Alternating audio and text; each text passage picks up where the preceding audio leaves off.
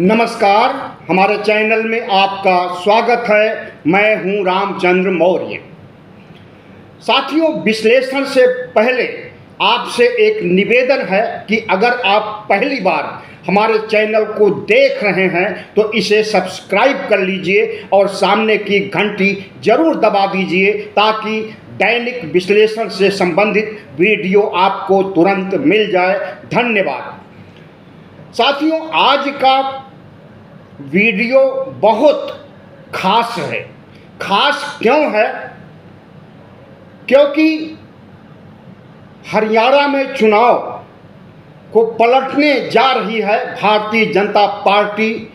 अपने साम दाम दंड भेद, चुनाव अधिकारी, चुनाव आयुक्त, रिटर्निंग ऑफिसर, डीएम, एसपी, पूरी मशीनरी के तहत कांग्रेस को हराने का इंतजामात कर लिया है भारतीय जनता पार्टी ने। आपने देखा कि गोदी मीडिया के सभी चैनल कांग्रेस को अच्छी खासी जीत दिलाते हुए देखे गए और जमीनी स्तर पर भी हरियाणा में जिस तरह से वोटिंग हुई है और जिस तरह से हरियाणा के मतदाता एक मुश्त कांग्रेस को वोट दिए हैं, उससे भारतीय जनता पार्टी क्षुब्ध है। आमने सामने की लड़ाई से भारतीय जनता पार्टी हार रही है तो वह पर्दे के पीछे खेला कर रही है और अपनी सरकारी मशीनरी, जिसे नायब सैनी व्यवस्था कह रहे हैं कि हम व्यवस्था से चुनाव जीतने जा रहे हैं, चिंता मत कीजिए। और नायब सैनी ने 6 अक्टूबर की शाम को प्रेस कॉन्फ्रेंस किया और उस प्रेस कॉन्फ्रेंस में जिस तरह से धमकी के लहजे में कांग्रेस को और हरियाणा के मतदाताओं को चैलेंज किया है, उससे सवाल उठता है कि क्या भारतीय जनता पार्टी चुनाव आयोग का दुरुपयोग करके, रिटर्निंग ऑफिसर का दुरुपयोग करके और संपूर्ण चुनावी मशीनरी का दुरुपयोग करके पासा पलट देगी, चुनाव जीत लेगी और कांग्रेस को बैकफुट पर ला देगी, हरा देगी? कुछ ऐसा ही हो रहा है, ऐसी ही आहट आ रही है, ऐसे ही मैसेज आ रहे हैं दिल्ली के सियासी गलियारों से, हरियाणा की राजधानी चंडीगढ़ से, कि भारतीय जनता पार्टी खेला कर रही है और वह कांग्रेस की लहर को कहर में बदलने की पूरी तैयारी कर ली है।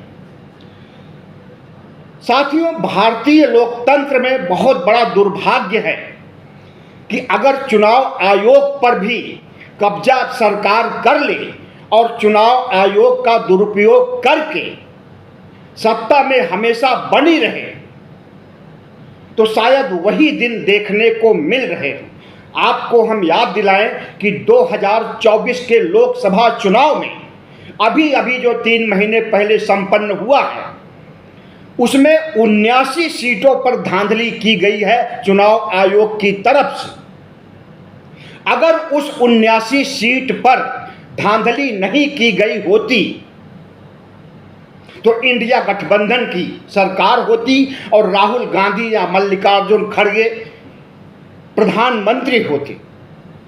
लेकिन खेला किया गया लोकसभा चुनाव में भी, और लोकसभा चुनाव के बाद भारतीय जनता पार्टी के सामने यह पहला राज्य का चुनाव है, हरियाणा और जम्मू कश्मीर का। दोनों जगह चुनाव संपन्न हो गए हैं। अब 24 घंटे या कहें 36 घंटे बचे हुए हैं 8 अक्टूबर आने में, और इस बीच जो खेला भारतीय जनता पार्टी कर रही है, अगर इसमें सक्सेस हो गई तो 8 अक्टूबर को राहुल गांधी, हुड्डा और समस्त कांग्रेसी मातम मनाएंगे और भारतीय जनता पार्टी की बल्ले बल्ले होगी। नायब सैनी से लेकर के मोदी और शाह खुशियां मनाएंगे, लड्डू बांटेंगे और कांग्रेस खेमे में मातम का माहौल होगा। रोते नजर आएंगे, आंसू बहाते नजर आएंगे कांग्रेसी जो आज बहुत गदगद हैं चुनाव की सर्वे सामने आने से। जिस तरह से एग्जिट पोल एक तरफा जीत दिखा रहा है, सारे चैनल दिखा रहे हैं, उससे तो यही संदेश आता है कि कांग्रेस की जीत हो रही। लेकिन जिस तरह से 6 अक्टूबर की शाम नायब सैनी ने प्रेस कॉन्फ्रेंस करके कहा कि 8 अक्टूबर को जब ईवीएम भारतीय जनता पार्टी को जिताएगा और नायब सिंह सैनी फिर से मुख्यमंत्री बनेंगे, तो कांग्रेसी राहुल गांधी से लेकर के हुड्डा तक, कुमारी शैलजा तक ईवीएम पर दोष देंगे, ईवीएम को बदनाम करेंगे, ईवीएम पर रोना रोएंगे। आप क्या समझ रहे हैं कि भारतीय जनता पार्टी खेला करने में कामयाब हो जाएगी और कांग्रेस चुप बैठी रहेगी? कांग्रेस ने पहले से व्यवस्थाएं कर दी हैं और फार्म 17C जो कि चुनाव संपन्न होने के बाद जो वहां पर कांग्रेस के प्रतिनिधि होते हैं, विपक्षी दलों के प्रतिनिधि होते हैं बूथ पर, उन्हें 17C फार्म भरना होता है और उसमें ईवीएम मशीन का सीरियल नंबर, ईवीएम मशीन में कुल कितने मत पड़े हैं, सब कुछ दर्ज किया जाता है और उस पर चुनाव अधिकारी, रिटर्निंग ऑफिसर के 17C पर दस्तखत होते हैं और उसका मिलान किया जाता है उस समय जब मतगणना शुरू होती है। तो सारी सीटों पर जहां जहां चुनाव हुआ है 17C फार्म क्या फेल हो जाएगा? क्या 17C फार्म के आधार पर जो चुनाव में पारदर्शिता होती है कि निष्पक्ष ढंग से चुनाव किया गया है, निष्पक्ष ढंग से मत पेटियों से निकले मतों की गणना की जा रही है, क्या इस पर प्रश्न चिन्ह खड़ा हो जाएगा? हमें लगता है कि प्रधानमंत्री नरेंद्र मोदी ने जिस चुनाव आयुक्त, जिन तीनों चुनाव आयुक्तों की नियुक्ति अपनी मर्जी से किया है, सुप्रीम कोर्ट के आदेश को नहीं माना। सुप्रीम कोर्ट को कहना था कि चीफ जस्टिस ऑफ इंडिया, विपक्ष का नेता और प्रधानमंत्री, ये 3 लोग मिलकर के कमेटी बनेगी और वही कमेटी चुनाव आयुक्त की नियुक्ति करेगी। लेकिन प्रधानमंत्री नरेंद्र मोदी ने चीफ जस्टिस ऑफ इंडिया के इस प्रस्ताव को नामंजूर कर दिया और अपनी मर्जी से चुनाव आयुक्तों की नियुक्ति किया। तो क्या जब तक चुनाव आयुक्तों की नियुक्ति प्रधानमंत्री नरेंद्र मोदी करेंगे तब तक प्रधानमंत्री नरेंद्र मोदी की पार्टी की जीत की गारंटी होगी? मोदी की गारंटी होगी कि हर चुनाव नरेंद्र मोदी जीतेंगे? अगर ऐसा होगा तो यह लोकतंत्र के लिए बहुत ही दुर्भाग्य का दिन होगा और संविधान तार तार होगा। जिस संविधान को बचाने के लिए राहुल गांधी लोकसभा चुनाव से लेकर के अब तक जितने भी सभा सम्मेलन में जा रहे हैं उनके हाथ में संविधान होता है और बार बार संविधान की दुहाई देते हैं कि भारतीय जनता पार्टी का शीर्ष नेतृत्व संविधान को नहीं मानता है, आरएसएस संविधान को नहीं मानता है। 26 जनवरी 1950 को जब संविधान लागू किया गया था तो भारतीय जनता पार्टी उस समय जनसंघ थी। जनसंघ के लोग और आरएसएस के लोगों ने मातम मनाया था, काला दिवस मनाया था और उसके बाद संविधान की होली जलाई थी और इन्होंने संविधान को कभी नहीं माना।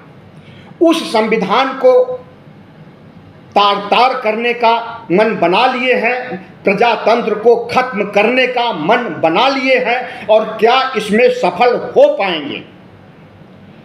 साथियों, हमारे देश में संविधान और प्रजातंत्र की नींव बहुत गहरी है। संविधान में कुछ वाजिब संशोधन हो सकते हैं, लेकिन संविधान की मूल भावना को खत्म नहीं किया जा सकता है और संविधान को भी खत्म नहीं किया जा सकता है। ऐसी व्यवस्था बाबा साहब डॉक्टर भीमराव अंबेडकर ने बनाई है।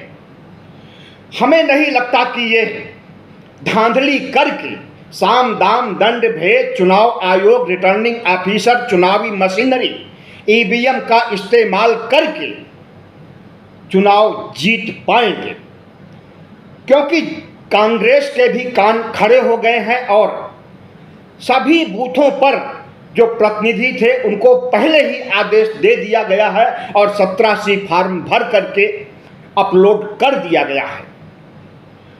कांग्रेस के हेडक्वार्टर में कंप्यूटर पर अब देखना है कि 8 अक्टूबर को, जो बहुत समय नहीं रह गया है, 24 घंटे से कम का समय रह गया है, जब मतगणना शुरू होगी, तो मतगणना शुरू होने से लेकर के शाम तक और रात तक कैसे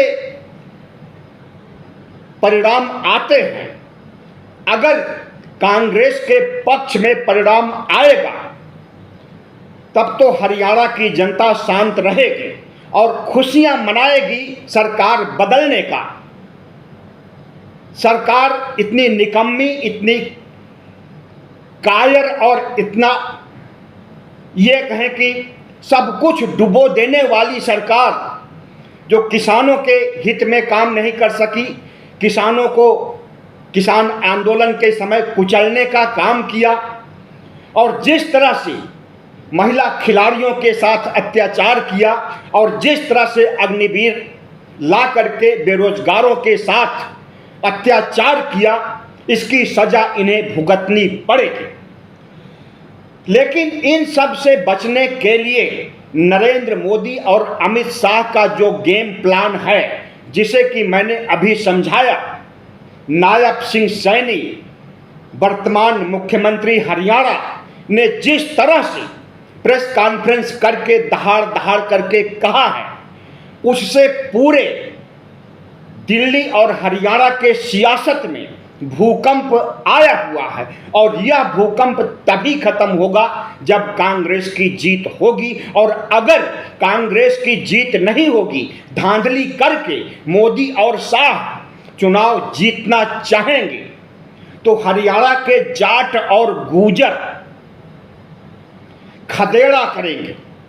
भाजपाइयों को ढूंढ ढूंढ करके खदेड़ेंगे, ढूंढेंगे और तख्ता पलट की स्थिति ला देंगे। यह वही किसान हैं जिन्होंने नरेंद्र मोदी को झुकाया था, नरेंद्र मोदी को घुटने पर लाया था, नरेंद्र मोदी को माफी मांगने के लिए मजबूर किया था। वही किसान है पंजाब के, हरियाणा के, पश्चिमी उत्तर प्रदेश के, जिसमें ज़्यादातर हरियाणा के ही थे। तो इन हरियाणा के जाट और गुर्जरों से क्या ये लोग बच पाएंगे? हमें तो ऐसा नहीं लगता है। हमें लगता है कि जो गेम प्लान नरेंद्र मोदी खेल रहे हैं, अगर इसको क्रियान्वित करना चाहेंगे तो निश्चित रूप से हरियाणा में क्रांति हो जाएगी। इसे खूनी क्रांति में भी हरियाणा वासियों का आंदोलन बदल सकता है, खूनी क्रांति भी हो सकती है। तो नरेंद्र मोदी और शाह और पूरा चुनाव आयोग, पूरी मशीनरी जो खेला खेलने का काम कर रहे हैं, जो लोकतंत्र विरोधी, संविधान विरोधी काम कर रहे हैं, और इसकी सूचना शाम 6 अक्टूबर को दिए हैं। अगर इस खेला को अंजाम देंगे तो भुगतना पड़ेगा और हरियाणा की जनता चुप नहीं बैठेगी। आपने देखा होगा कि गोदी मीडिया के सारे चैनल कोई 58 सीट दे रहा है कांग्रेस को, कोई 62 दे रहा है, कोई 65 दे रहा है, कोई 60 दे रहा है, कोई 70 तक दे रहा है। और भारतीय जनता पार्टी को 20 सीट, 25 सीट, कोई 30 सीट, 32 सीट से ज़्यादा कोई नहीं दे रहा। तो क्या ये सारे सर्वे फेल हो जाएंगे? और क्या ये सारे सर्वे इसलिए कराए गए हैं कि इसमें भी कोई खेला है? एक भी चैनल ने नहीं दिखाया कि कांग्रेस की सरकार नहीं बनेगी। तो क्या इन्हें निर्देशित किया गया था भारतीय जनता पार्टी के शीर्ष नेतृत्व की तरफ से कि अभी तुम दिखाओ कि कांग्रेस जीत रही है और फिर हम खेला करके भारतीय जनता पार्टी को जिताएंगे और कहेंगे कि जिस तरह से छत्तीसगढ़ में, मध्य प्रदेश में मीडिया कांग्रेस को जिता रहा था लेकिन कांग्रेस की हार हुई, उसी तरह से मीडिया हरियाणा में जिता रहा था और अंततः उसकी हार हुई क्योंकि वोट भारतीय जनता पार्टी के पक्ष में डाले गए। तो नरेंद्र मोदी और शाह की जो सोच है वो आरएसएस की सोच है। ये लोग आरएसएस से प्रशिक्षित हैं, आरएसएस के कैडर में काम कर चुके हैं, स्वयं सेवक और प्रचारक रह चुके हैं, नरेंद्र मोदी भी और शाह भी। और आरएसएस में हमेशा अपराधी मानसिकता की ही ट्रेनिंग दी जाती है। जितनी भी शाखाएं, लगभग 60,000 शाखाएं पूरे देश में आरएसएस की हैं, वहाँ पर अपराध की ही ट्रेनिंग दी जाती है, अस्त्र शस्त्र चलाने की ही ट्रेनिंग दी जाती है। और पिछड़ी जातियों, दलित जातियों, आदिवासियों को उनको उसी दयनीय अवस्था में बनाए रखने का कुचक्र रचा जाता है।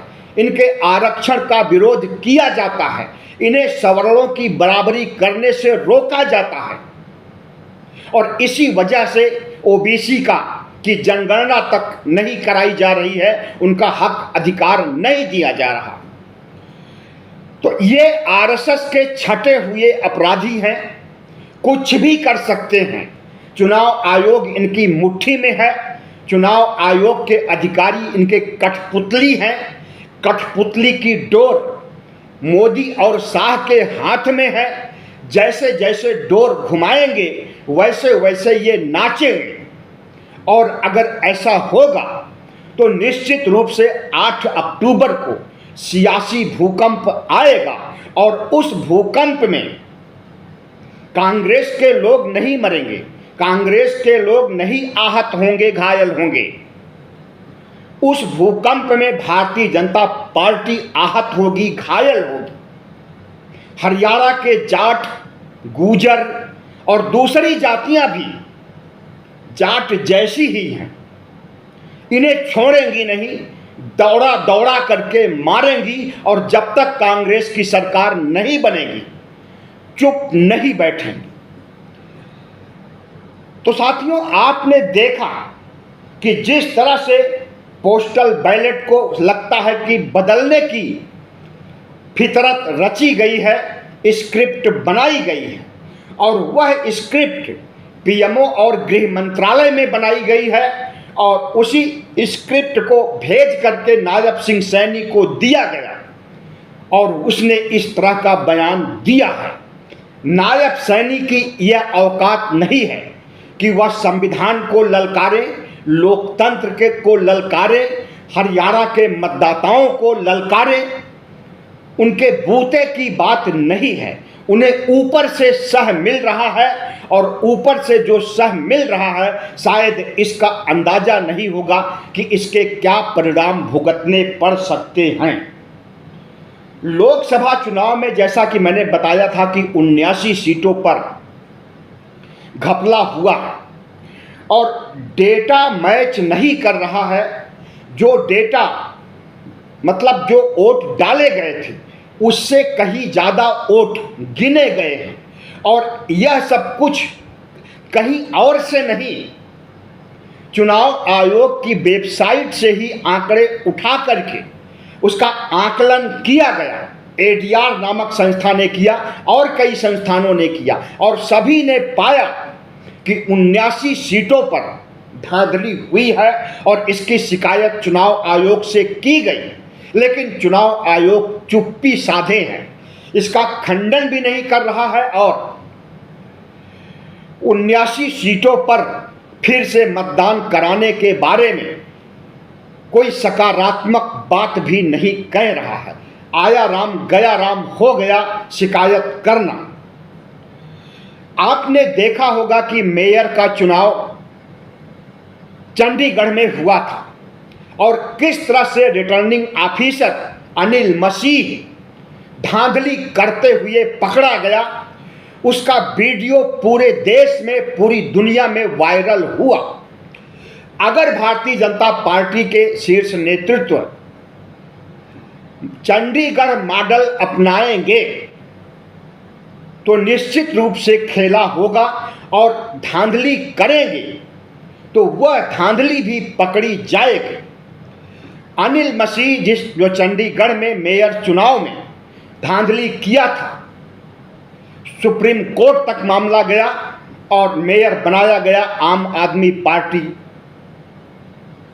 के प्रत्याशी को, भारतीय जनता पार्टी के प्रत्याशी को जिताया गया था, उसे हरा दिया गया और आम आदमी पार्टी का मेयर बना।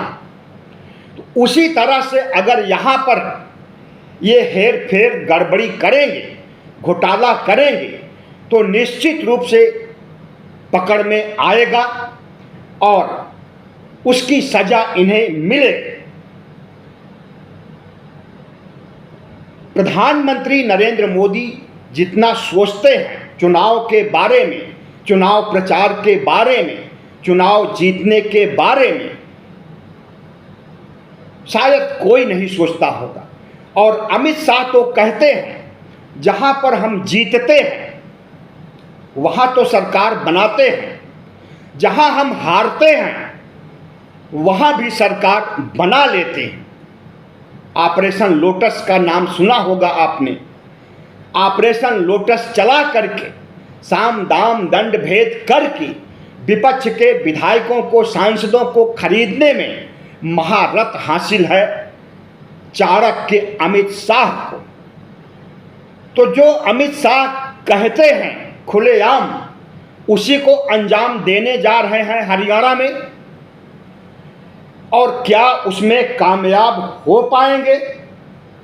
हमें ऐसा नहीं लगता है। मैंने पहले ही कह दिया कि हमारे देश में लोकतंत्र और संविधान की जड़ें बहुत गहराई तक हैं। इनकी अवहेलना नहीं किया जा सकता, इन्हें खत्म नहीं किया जा सकता, इन्हें तार तार नहीं किया जा सकता। अब देखिए कुछ घंटे बचे रह गए हैं, क्या होता है। कांग्रेस खेमे में कहर होगी, मातम होगी।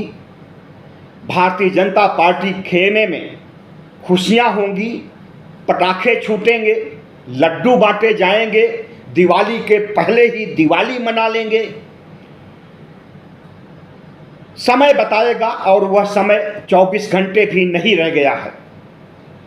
बहुत बहुत धन्यवाद। हमारे चैनल को सब्सक्राइब कीजिएगा, लाइक कीजिएगा और शेयर कीजिएगा।